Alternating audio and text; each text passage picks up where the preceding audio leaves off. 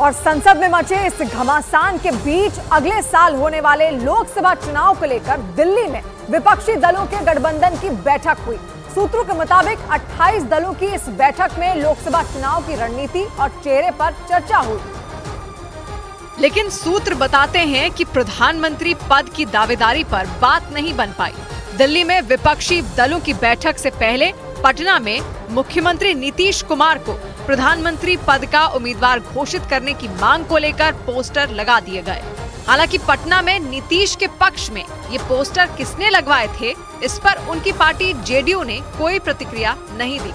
लेकिन जेडीयू प्रवक्ता पोस्टर के सियासी मतलब समझाने लगे। स्वाभाविक है, सियासी मतलब तो निकलता है। हालांकि कुछ घंटे बाद इस पोस्टर को उतरवा दिया गया। ये पटना का गर्दनी बाग इलाका है, यहीं पर उस पोस्टर को पटना के इनकम टैक्स चौराहे से हटाकर फाड़कर वहां से और इस डंपिंग यार्ड के बाहर लाकर फेंक दिया गया है। लेकिन दिल्ली में विपक्ष की बैठक से पहले पटना में लगे इस पोस्टर ने सियासी पारा चढ़ा दिया, क्योंकि 28 दलों के विपक्षी गठबंधन के अंदर चेहरे को लेकर पहले से ही खींचतान के हालात हैं। सूत्रों के मुताबिक बैठक के दौरान प्रधानमंत्री के चेहरे को लेकर चर्चा हुई, लेकिन कोई नाम तय नहीं हो सका। और इस दौरान पश्चिम बंगाल की मुख्यमंत्री ममता बनर्जी ने पीएम चेहरे के लिए कांग्रेस के राष्ट्रीय अध्यक्ष मल्लिकार्जुन खड़गे के नाम का सुझाव रखा। सूत्रों के मुताबिक अरविंद केजरीवाल ने इसका समर्थन किया।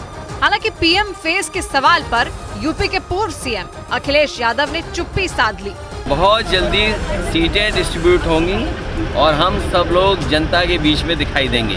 बैठक खत्म होने के बाद मीडिया से बातचीत के दौरान खड़गे ने साफ किया कि गठबंधन का पहला लक्ष्य चुनाव जीतना है।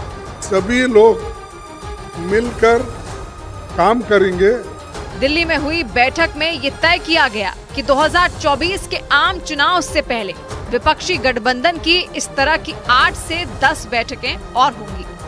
यानी 2024 के लोकसभा चुनाव से पहले सभी 28 विपक्षी दलों के बीच मैराथन मीटिंग होगी। सूत्रों के मुताबिक दिल्ली में करीब 3 घंटे तक चली बैठक में 2 अहम मुद्दों पर मंथन हुआ। और सूत्रों के मुताबिक बैठक में सबसे पहले चर्चा सीटों के बंटवारे पर हुई। सूत्रों ने बताया कि बीजेपी के खिलाफ 400 सीटों पर कॉमन कैंडिडेट उतारने के टारगेट पर बात हुई, जबकि कांग्रेस की कोशिश है कि वो 275 से 300 सीटों पर अपने कैंडिडेट उतारे।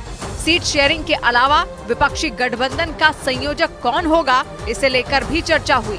सूत्रों के मुताबिक इसके लिए उद्धव ठाकरे, ममता बनर्जी, नीतीश कुमार के नामों पर विचार किया जा सकता है।